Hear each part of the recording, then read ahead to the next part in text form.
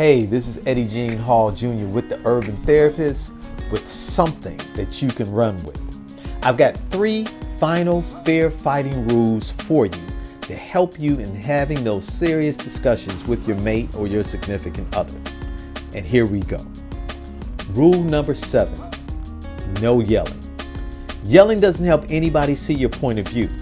Instead, it sends the message that only your words matter.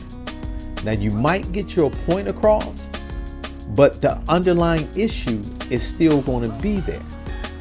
So, what I suggest, rule number 7, no yelling.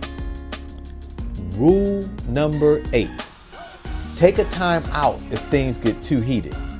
You know, in a perfect world, we would follow all 9 of the fair fighting rules all the time.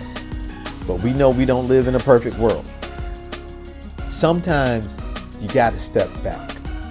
So if things get just too heated and you just can't talk, agree that right now we agree to step back and step away from this and pick this conversation back up at a later date. But remember, set a date and time to come back to the conversation and make sure that you do it.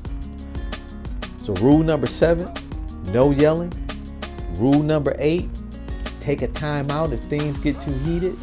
And last but not least, rule number 9, attempt to come to a compromise of understanding.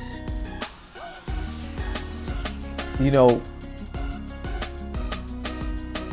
there's just going to be times we're just going to disagree. Period. And that's okay. The most important thing is that you can reach some type of compromise, some type of give and take on the issue where both of you can come out satisfied. And that might take some time and some work, but if you both can agree that you can make a compromise, that will help smooth things over. So those are the last 3 fair fighting rules. No yelling. Take a serious time out if you need to.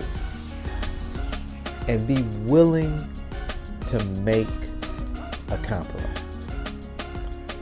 I promise, if you add these fair fighting rules to the way you deal with your spouse or your significant other, you'll find that you have less arguments and it'll be easier to manage the arguments that you do have. This is Eddie Jean Hall Jr. with the Urban Therapist, and this is something that you can run with.